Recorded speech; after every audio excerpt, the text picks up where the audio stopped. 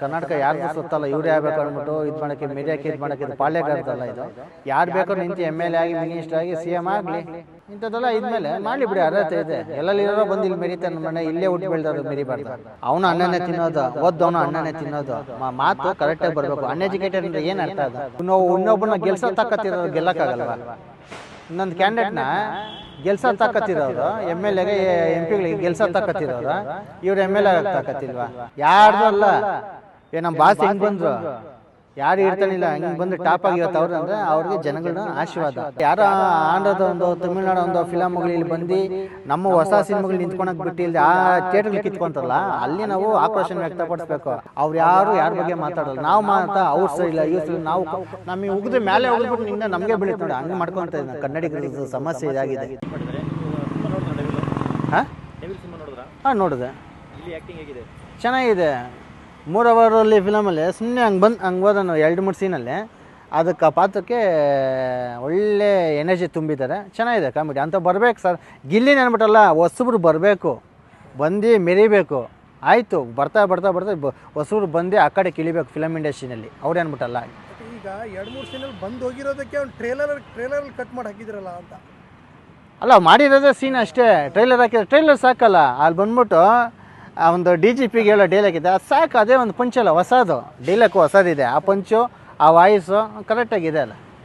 ಈಗ ಇವರು ಈಗ ಉಳಿದವ್ರು ಎಷ್ಟು ಹೀರೋಗಳ ಬರ್ತಾರೆ, ಎಷ್ಟು ಕೂಗ್ ಕೇಳಿಸುತ್ತೆ. ಗಿಲ್ಲಿ ಬಂದಾಗ ಅಷ್ಟು ಕೂಗ್ ಕೇಳಿಸ್ತಾ ಇತ್ತು ಇದರಲ್ಲಿ.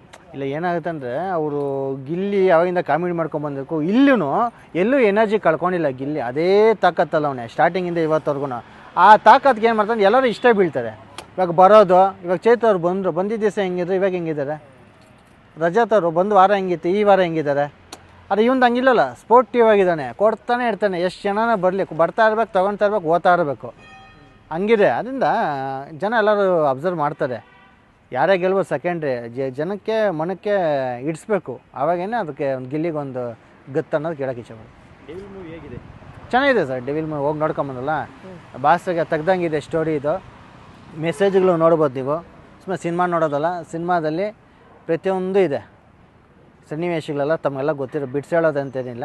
ಯಾವ ಸನ್ನಿವೇಶಕ್ಕೆ ಹೆಂಗೆ ಇದಾಗುತ್ತೆ ಅಂದ್ಬಿಟ್ಟು ಎಲ್ಲ ನೋಡಿಸಿದ್ದಾರೆ. ವಾಸ್ತವಾಂಶ ಏನಿದೆ ಅದು ನೋಡಿಸಿದ್ದಾರೆ ಫಿಲಮಲ್ಲಿ. ಬಟ್ ಕೆಲವರು ಹೇಳೋದು ದರ್ಶನ್ ಅವ್ರಿಗೆ ಈ ಥರದ ಕಥೆ ಬೇಕಾಗಿರಲಿಲ್ಲ ಅಂತ. ಇಲ್ಲ, ಬೇಕು, ಎಲ್ಲ ಬೇಕು ಜನಗಳಿಗೆ. ಅದು ಒಳಗಡೆ ಇದೆಯಲ್ಲ ಫಿಲಮಲ್ಲಿ, ನೀವು ಕರೆಕ್ಟಾಗಿ ಕುಂತು ಅಬ್ಸರ್ವ್ ಮಾಡಿ. ಒಂದು ಸರಿ ನೋಡ್ಬಿಟ್ಟು ನಿಮ್ಗೆ ಅರ್ಥ ಆಗಲ್ಲ. 4 ಸರಿ ನೋಡಿ ಆ ಫಿಲಮಲ್ಲಿ ಏನು ಸಂದೇಶ ಕೊಟ್ಟಿದ್ದಾರೆ ನಮ್ಗೆ ಗೊತ್ತಾಗುತ್ತೆ, ನಿಮಗೆ ಗೊತ್ತಾಗುತ್ತೆ. ಈಗ ಸಿನಿಮಾದಲ್ಲಿ ಮುಖ್ಯಮಂತ್ರಿ ಆಗ್ತಾರೆ, ಜೀವನದಲ್ಲಿ ಮುಖ್ಯಮಂತ್ರಿ ಆಗಬೇಕಾ ಆಗಬಾರ್ದು? ಆಗಲಿ ಬಿಡಿ ಸರ್. ಯಾರು ಅದೇನು ಹೇಳಿ ಕೇಳಿ ಇವರೇ ಆಗ್ಬೇಕು ಅನ್ನೋದು ಏನಿಲ್ಲ. ಅದು ಕರ್ನಾಟಕ ಯಾರ್ದು ಸುತ್ತಲ್ಲ ಇವರೇ ಆಗ್ಬೇಕು ಅಂದ್ಬಿಟ್ಟು ಇದು ಮಾಡೋಕ್ಕೆ ಮೀಡಿಯಾಕ್ಕೆ ಇದು ಮಾಡೋಕ್ಕೆ ಇದು ಪಾಳ್ಯಗಾರದಲ್ಲ ಇದು. ಯಾರು ಬೇಕಾದ್ರೂ ನಿಂತು MLA ಆಗಿ ಮಿನಿಸ್ಟರ್ ಆಗಿ CM ಆಗಲಿ, ಅರ್ಹತೆ ಇದೆಯಲ್ಲ. ಹಾಂ, ಏನು ಸುಮ್ಮನೆ ಸಾಧನೆ ಮಾಡೋನು ಯಪ್ಪ. ಈ ನಾಡು ನುಡಿಗೆಲ್ಲ ಹೋರಾಟಕ್ಕೆ ದುಮ್ಕಿದ್ದಾರೆ, ಒಳ್ಳೊಳ್ಳೆ ಸಂದೇಶ ಕೊಟ್ಟಿದ್ದಾರೆ ಈ ನಾಡಿನ ಪರವಾಗಿ ಫಿಲಮ್ಗಳು. ಈ ಕರ್ನಾಟಕ ಬಿಟ್ಟು ಎಲ್ಲೂ ಮಾಡಿಲ್ಲ. ಇಂಥದ್ದೆಲ್ಲ ಇದ್ಮೇಲೆ ಮಾಡಲಿ ಬಿಡಿ, ಅರ್ಹತೆ ಇದೆ. ಎಲ್ಲೆಲ್ಲಿರೋ ಬಂದು ಇಲ್ಲಿ ಮೆರಿತಾನೆ, ಮನೆ ಇಲ್ಲೇ ಹುಟ್ಟು ಬೆಳೆದವ್ರು ಮೆರಿಬಾರ್ದ. ಮೂವಿ ಮುಖಾಂತರ ಸಂದೇಶ ಕೊಡ್ತಾ ಇದ್ದಾರೆ ರಾಜಕೀಯಕ್ಕೆ ಬರೋಕ್ಕೆ. ಬರಲಿ ಸ್ವಾಗತ ಅಲ್ಲ, ಎಲ್ಲರೂ ಇಷ್ಟ ಬೀಳ್ತಾರೆ, ಬರಲಿ. ಅಂದರೆ ಕೆಲವರು ಹೇಳೋದಂದರೆ ರಾಜಕೀಯ ಬೇರೆ, ಫಿಲ್ಮ್ ಇಂಡಸ್ಟ್ರಿ ಬೇರೆ ಅಂತ. ಇಲ್ಲಿ ಹಂಗೇನಿಲ್ಲ. ಅವ್ರವ್ರ ವೈಯಕ್ತಿಕ ಅವ್ರವ್ರ ತಾಕತ್. ಯಾಕೆ ಬಜಾರ್ ಐತೆ ಅವ್ರದ್ದು, ಬಜಾರ್ ಐತೆ, ನಿಂತ್ಕೊಳ್ಳಿ ಬಿಡಿ. ಇನ್ನೊಬ್ಬನ ಗೆಲ್ಸೋ ತಾಕತ್ತಿರೋರು ಗೆಲ್ಲಕ್ಕಾಗಲ್ವಾ? ಇನ್ನೊಂದು ಕ್ಯಾಂಡಿಡೇಟ್ನ ಗೆಲ್ಸೋ ತಾಕತ್ತಿರೋರು MLAಗೆ MP ಗಳಿಗೆ ಗೆಲ್ಸೋ ತಾಕತ್ತಿರೋರು ಇವ್ರು MLA ಆಗಕ್ಕೆ ತಾಕತ್ತಿಲ್ವಾ? ಆಗುತ್ತೆ. ಅಂದರೆ ಈಗ ಕೆಲವು ಕಡೆ ಹೇಳ್ತಾ ಇರೋದು ಏನು ಅಂದರೆ, ಸಿನಿಮಾ ಡೆವಿಲ್ ಸಿನಿಮಾ ಅನ್ನೋದು ಒಂದು ವಾರಕ್ಕೇ ಮುಗ್ದೋಯ್ತು ಅಂತ ಹೇಳ್ತಾ ಇದ್ದಾರೆ. ಅದಕ್ಕೆ ದರ್ಶನ್ ಅವ್ರು ಇದ್ದಿದ್ರೆ ಇನ್ನೂ ಒಂದು ಹೈಪ್ ಕೊಡ್ಬೋದಿತ್ತಾ ಅಂತ. ಒಂದು ವಾರಕ್ಕೆ ಆಗೋಯ್ತು ಅಂತಂದರೆ ಯಾರೋ ಆಗಿಲ್ದವ್ರು ಹೇಳ್ತಾ ಇರೋದು ಅಷ್ಟೇ. ಕರ್ನಾಟಕದಲ್ಲಿ ಯಾರೋ ವಿರೋಧಿಗಳು, ಯಾರೋ ಕಲಬೆರಕೆಗಳು ಹೇಳ್ತಾ ಇರೋದು. ನಾವು ಯಾರು ಹೇಳ್ತಾ ಇಲ್ಲ, ಜನ ಯಾರು ಹೇಳ್ತಾ ಇಲ್ಲ. ಜನಗಳು ನೋಗಿ ಕೇಳ್ಕೊಂಬಿಡು, ಚೆನ್ನಾಗಿ ಹೋಗಿ ನೋಡ್ತಾರಲ್ಲ, ಆ ಟೈಮ್ ನೋಡ್ಕೊಂಡು ಹೋಗ್ತಾನೆ ಅವರೇ ಫಿಲಮ್ಗೆ, ಓಡ್ತಾನೆ ಐತೆ. ಸುಮ್ಮನೆ ಯಾರೋ ಹೊಟ್ಟೆವ್ರಿಗೆ ಹೇಳ್ಬೋದು, ಅಯ್ಯಪ್ಪ ಒಳಗಿದ್ರೇನೋ ಹೊರಗಿದ್ರೇನೋ ಮೆಡ್ಸ್ತಾರೆ. ಇನ್ನೂ ಅಯ್ಯಪ್ಪ ಆಚಾರ್ಯ ಇನ್ನೂ ಒಂದು ಸ್ವಲ್ಪ ಹಬ್ಬ ಜೋರಾಗಿರೋದು ಇರಲಿ. ಹಂಗನ್ಬಿಟ್ಟು ಏನೋ ಅಭಿಮಾನಿ ಕೈ ಕಟ್ಕೊಂಡು ಏನಿಲ್ಲಲ್ಲ. ಏನಾಗಬೇಕು, ಏನೇನು ಮಾಡಬೇಕೆಲ್ಲ ಮಾಡಿದ್ದೀವಲ್ಲ. ಈಗ ದರ್ಶನ ರಾಜಕೀಯಕ್ಕೆ ಬಂದರೆ ಇರೋ ಪಕ್ಷ ಜೊತೆ ಹೋಗ್ಬೇಕಾ, ಹೊಸ ಪಕ್ಷ ಕಟ್ಟಬೇಕಾ ಅವರು? ಅಲ್ಲ, ಅವ್ರ ತೀರ್ಮಾನಗಳು ಮಾಡಲಿ ಸರ್. ಇವಾಗ ಏನು ಗೊತ್ತಾ, ಒಂದು ಸಿನಿಮಾ ಮಾಡಬೇಕಂದ್ರೆ ಆ ಕತೆ, ಹಾಡು ಎಲ್ಲ ನೋಡಿ ಅವರು ಒಂದು ಫಿಲಮ್ಗೆ ಇದು ಮಾಡ್ತಾರೆ. ಹಂಗೆ ರಾಜಕೀಯಕ್ಕೆ ಬರಬೇಕಂದ್ರೆ ಅವ್ರ ತಂತ್ರಗಳು ಯಾರ ಥರ ಇದೆ ಅದನ್ನ ಅವ್ರು ಇದು ಮಾಡಲಿ. ಯಾವುದೇ ಬಂದು ಸ್ವಾಗತ ಕೊಡ್ತೀನಿ, ಬಂದು ಆಗಲಿ ಬಿಡಿ. ಇದು ಸಮಾಜಕ್ಕೆ ಒಳ್ಳೇದು ಮಾಡ್ಬೇಕಂದ್ರೆ ಯಾರು ಬೇಕಾದ್ರೂ ಬರ್ಬೋದು. ಯಾರಿಗೂ ಅಡ್ಡಿ ಹತ್ತಂಕ ಇಲ್ಲ. ಓಕೆ, ಈಗ ಸಿನಿಮಾ ಅದೇ 45 ಬರ್ತಾ ಇದೆ, ನೆಕ್ಸ್ಟ್ ಮಾರ್ಕ್ ಬರ್ತಾ ಇದೆ, ಈ ತಿಂಗಳಲ್ಲೇ ಬರ್ತಾ ಇದ್ದಾವೆ, ಹೇಗೆ ಅನಿಸುತ್ತೆ? ಬರಲಿ, ಒಳ್ಳೇದೇ ಸರ್. ಇವಾಗ ನಾನು ಹೇಳ್ತಾ ಇದ್ದೆ, ಇವಾಗ ನಾವು ಹೇಳ್ತಾ ಇರೋದು ಏನು ಗೊತ್ತಾ, ಇವಾಗ ನಾನು ದರ್ಶನ್ ಅವ್ರ ಅಭಿಮಾನಿಗಳು, ನಾನು ಕನ್ನಡ ಪರ ಹೋರಾಟಕ್ಕೆ ಬರ್ತೀನಿ. ಕನ್ನಡಿಗರು ಪ್ರತಿಯೊಂದು ತಿಂಗಳಿಗೆ 10 ಸಿನಿಮಾ ಬರಲಿ, ಕನ್ನಡಿಗರದ್ದು ಬರಲಿ.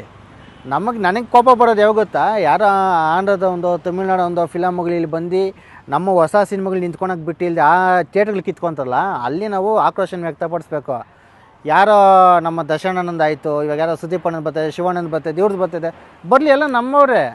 ನಮ್ಮ ಸಿನಿಮಾಗಳು ನೋಡಬೇಕು, ಓಡಬೇಕು, ಪ್ರೊಡ್ಯೂಸರ್ಗೂ ಹೊಟ್ಟೆ ತುಂಬಬೇಕು, ನಿರ್ದೇಶಕರಿಗೆ ಒಳ್ಳೆ ಹೆಸರು ಮಾಡಬೇಕು. ನಮ್ಮ ಇಂಡಿಯಾದಲ್ಲಿರೋಂಥ ಎಲ್ಲರೂ ಕಾಂಪಿಟೇಟರ್ ಆಗಿ ಬೆಳೆಯೋ ಕೆಲಸ ನಮ್ಮ ಕನ್ನಡಿಗರು ಮಾಡಬೇಕು ಹೊರತು ನಮಗೆ ನಾವೇ ಹೇಳ್ಕೊಂಡು ಅದು ಇರ್ಬಾರ್ದು. ಯಾರು ಸರ್, ಯಾರ್ದು ಅಲ್ಲ. ನಮ್ಮ ಬಾಸ್ ಹೆಂಗೆ ಬಂದರು, ಯಾರು ಇರ್ತಾನಿಲ್ಲ, ಹಿಂಗೆ ಬಂದು ಟಾಪಾಗಿ ಇವತ್ತು ಅವ್ರು ಅಂದರೆ ಅವ್ರಿಗೆ ಜನಗಳನ್ನ ಆಶೀರ್ವಾದ, ಅಭಿಮಾನಿಗಳ ಆಶೀರ್ವಾದ. ಅದೇ ರೀತಿ ಎಲ್ಲರೂ ಬೆಳೀಲಿ. ಅಂದರೆ ಈಗ ಒಂದೇ ತಿಂಗಳಲ್ಲಿ ಬಂದಿರೋದ್ರಿಂದ ಥಿಯೇಟರ್ಗಳ ಸಮಸ್ಯೆ ಆಗುತ್ತೆ? ಏನೂ ಆಗಲ್ಲ ಸರ್, ಅದು ನೀವು ಹೇಳ್ತಾ ಇದ್ದೀವಿ, ಏನಾಗಲ್ಲ. ಇವಾಗ ಆಂಧ್ರದವ್ರದ್ದು ತಮಿಳ್ನಾಡ್ದೆಲ್ಲ ಬರಲ್ವಾ? ನಿನ್ನ ಸಿನಿಮಾ ಚೆನ್ನಾಗೈತೆ ಅಂದರೆ ಹುಡ್ಕೊಂಬರ್ತಾರೆ ನೋಡೋಕ್ಕೆ. ನೀನು ಸಿನಿಮಾ ಚೆನ್ನಾಗಿಲ್ಲ ಅಂದರೆ ನೀನು 100 ಮಾಡೋನು ನಮ್ಮ ಜನ ಹೋಗಿ ನೋಡೋಲ್ಲ. ಫಸ್ಟ್ ಶೋಗೆ ಹೋಗಿ ಬಂದು ಜನ ನೋಡ್ತಾರೆ. ಬಂದು ಹೇಳ್ಬೇಕು, ಪರವಾಗಿಲ್ಲ ಕಣೋ, ನೀನು ಕೊಡೋ 300 ರೂಪಾಯಿ 400 ರೂಪಾಯಿ ಯೋಗ್ಯವಾದಂಥದ್ದು ಹೋಗಿ ನೋಡೋ ಅಂದರೆ ನಮ್ಮವ್ರು ಹೋಗೋದು. ಕನ್ನಡಿಗರು ಇಂಥ ಬುದ್ಧಿವಂತಂತ ಇನ್ನೂ ಗೊತ್ತಿಲ್ಲ ನಿಮಗೆ. ಹೋಗಿ ನೋಡ್ಕೊಂಬಂದು ಇದಾಗ್ತದೆ.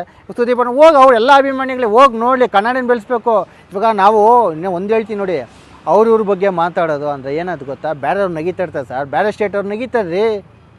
ಇವಾಗ ನಾವು ಹಿಂದಿ ಏರಿಕೆ ಇಡ್ತೀವಿ, ಹಿಂದಿದೆಲ್ಲ ಏರಿಕೆ ಇದು ಮಾಡ್ತೀವಲ್ಲ, ಇಲ್ಲಿ ಬಂದು ಆರಾಮಾಗಿ ಬಂದು ಫಿಲಮ್ಗಳು ಬಂದು ಇಲ್ಲಿ ಥಿಯೇಟರ್ ಬಂದು ನೋಡ್ತಾರೆ. ಈ ಬೆಂಗಳೂರಲ್ಲಿ ಎಲ್ಲ ಥಿಯೇಟ್ರಲ್ಲಿ ಹೋಗಿ ಕುಂತ್ಕೊಂಡು ನೋಡ್ತಾರೆ. ಏನೋ ಬೇರೆ ಸಿನಿಮಾಗಳನ್ನ ಅವ್ರು ಯಾರ ಬಗ್ಗೆ ಮಾತಾಡೋಲ್ಲ. ನಾವು ಅವ್ರ ಸರಿಯಿಲ್ಲ, ಇವ್ರ ಸರಿ, ನಾವು ನಮಗೆ ಉಗಿದ್ರೆ ಮೇಲೆ ಉಗಿದ್ಬಿಟ್ಟು ನಿಂದ ನಮಗೆ ಬೀಳುತ್ತೆ ನೋಡಿ. ಹಂಗೆ ಮಾಡ್ಕೊತ ಇದ್ದೀನಿ. ಕನ್ನಡಿಗರದ್ದು ಸಮಸ್ಯೆ ಇದಾಗಿದೆ. ಎಲ್ಲ ಒಂದೇ ಅಂದ್ಕೊಂಡು ಹೋಗ್ತಾ ಇರ್ಬೇಕಷ್ಟೇ. ಈಗ ಕೆಲವೊಂದು ಸಿನಿಮಾ ರಿಲೀಸ್ ಆದಮೇಲೆ ಕೆಲವೊಂದು ರಿವ್ಯೂಗಳು ಕೂಡ ಕೊಟ್ಟರು. ಅದರಲ್ಲಿ ಒಬ್ಬರು ಹೇಳಬೇಕು ಅಂದರೆ, ಅದು ನಮ್ಮ ತಂದೆ ತಾಯಿ ಹೋದರೂ ಕೂಡ ನಡೆಯುತ್ತೆ, ದರ್ಶನ್ ಅವ್ರಿಲ್ಲದೆ ಅಂತ ಹೇಳ್ಬಿಟ್ಟು ಅದು ನೀವು ನೋಡಿರ್ತೀರ ಅನ್ಕೋತೀನಿ. ಹೇಗೆ ಅನಿಸುತ್ತೆ ಅಂದಿರೋ? ಅವ್ರ ಅಭಿಮಾನ ಇರ್ಬೋದು. ನಾನು ಹೇಳೋದಂದರೆ ಫಸ್ಟು ತಂದೆ ತಾಯಿಗಳು, ಆಮೇಲೆ ನಾವು ಇವಾಗ ದರ್ಶನ ಹೇಳ್ತಾರೆ, ನಿಮ್ಮ ತಂದೆ ತಾಯಿಗೆ ಫೋಟೋ ಹಾಕ್ಕೊಳ್ರು, ನಾನು ಯಾಕೆ ಫೋಟೋ ಅಂತ ಹೇಳಿದ್ದಾರೆ.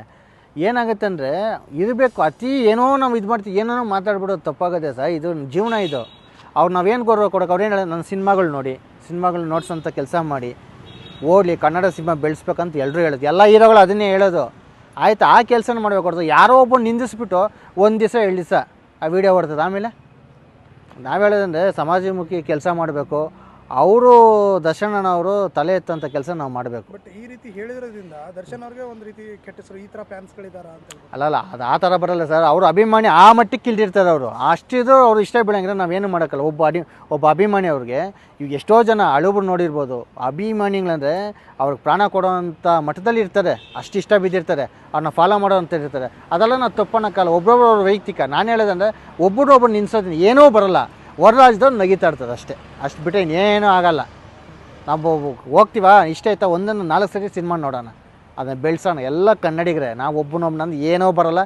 ಬೇರೆಯವ್ರು ನಗೀತಾರೆ, ಬೇರೆಯವ್ರು ಸೈಲೆಂಟಾಗಿ ಬಂದು ಫಿಲಮ್ ಓಡಿಸ್ಕೊಂಡು ಹೋಗ್ತಾ ಇರ್ತಾರೆ, ಸೈಲೆಂಟಾಗಿ ಗಂಟು ಮಾಡ್ಕೊಂಡು ಹೋಗ್ತಾ ಇರ್ತಾರೆ. ಈಗ ಈ ರೀತಿಯ ರಿವ್ಯೂಗಳನ್ನ ಕೊಡೋದ್ರಿಂದನೇ ಕೆಲವರು ಹೇಳೋದೇನು ಅಂದರೆ, ದರ್ಶನ್ ಅವರ ಅಭಿಮಾನಿಗಳಿಗೆ ಎಜುಕೇಷನ್ ಇಲ್ಲ ಅಂತ. ಇವಾಗ ನಾನು ಅಭಿಮಾನಿ, ನಾನು ಡಿಗ್ರಿ ಮಾಡಿದ್ದೀನಿ ಆಯಿತಾ. ನಾ ಹೆಂಗೆ ಅನ್ಎಜುಕೇಟೆಡ್ ಆಗತ್ತೀವಿ? ಕೋಟಿಗಟ್ಟಲೆ ಜನ ಅವ್ರ ಅಭಿಮಾನಿಗಳೆಲ್ಲ ಅನ್ಎಜುಕೇಟೆಡ್ ಇಲ್ಲ. ಏನಂದರೆ ಮಾತಕ್ಕೆ ತೂಕ ಇರ್ಬೇಕು ಸರ್. ಇವಾಗ ಓದ್ದವನು ಓದಿಲ್ದವ್ನಿಗೆ ಏನು ವ್ಯತ್ಯಾಸ ಇಲ್ಲ. ಓದ್ದವನೇ ಎಡಬೋದು, ಓದ್ದವನೇ ಬಕ್ರಾಗೋದು, ಓದಿಲ್ದವ್ನು 100 ಸರಿ ಯೋಚನೆ ಮಾಡ್ತಾನೆ. ಅದನ್ನು ತಿಳ್ಕೊಬೇಕು. ಓದಿಲ್ಲ ಅನ್ಎಜುಕೇಟೆಡ್ ಅಂದ್ಬಿಟ್ರೆ ಅವನು ಅನ್ನನೇ ತಿನ್ನೋದು, ಓದ್ದವನು ಅನ್ನನೇ ತಿನ್ನೋದು. ಮಾತು ಕರೆಕ್ಟಾಗಿ ಬರಬೇಕು. ಅನ್ಎಜುಕೇಟೆಡ್ ಅಂದರೆ ಏನು ಅರ್ಥ ಅದು? ಹಾಂ, ಅದು ಹೇಳೋಕ್ಕೂ ಅದು ನಡ್ಕೊಳೋ ರೀತಿಗೆ ಸಂಬಂಧನೇ ಇರೋಲ್ಲ. ಇವೆಲ್ಲ ಏನು ಗೊತ್ತಾ, ಕೆಲ್ಸಕ್ಕೆ ಬರೋರು ಮಾತುಗಳು. ಅನ್ಎಜುಕೇಟೆಡ್ ಅಂದರೆ ಏನು? ತಿಳುವಳಿಕೆ ಬೇಕು ದರ್ಶನ ಅಭಿಮಾನಿಗಳಿಗೆ ಅಂತ. ಅವ್ನು ಹೇಳ್ದವ್ನು ಕರ್ಕೊಂಬರ್ರಿ ಇಲ್ಲಿ ಅಭಿಮಾನಿಗಳ ಹತ್ರ ತಿಳುವಳಿಕೆ ಚೆನ್ನಾಗಿ ಕೊಡ್ತಾರೆ. ಸುಮ್ಮನೆ ಏನು ಗೊತ್ತೆ, ಮಾತಾಡ್ತೀನಿ ನೋಡಿ ಏನೋ ಮಾತಾಡ್ಬಿಡೋದಲ್ಲ. ಎಲ್ಲ ವಿದ್ಯಾವಂತನೇ, ದಡ್ರಿ ಯಾರೂ ಇಲ್ಲ. ಓದಿಲ್ದವನು ಎಲ್ಲ ಕಿಲಾಡಿಗಳೇ. ಕರ್ನಾಟಕದಲ್ಲಿ ಯಾರು ಕಿವಿಗೆ ಹೂವು ಇಕ್ಕೊಂಡು ಯಾರೋ ಹೇಳಿದ್ನ ಕೇಳಿಸ್ಕೊಂಡು ತಲೆ ಮೇಲೆ ಏನೋ ಚಪ್ಪಲಿ ಹೇಳ್ಕೊಂಡು 3 ನಾಮ ಹಾಕ್ಕೊಂಡವ್ರು ಯಾರು ಇಲ್ಲ. ಎಲ್ಲ ಕಿಲಾಡಿಗಳೇ.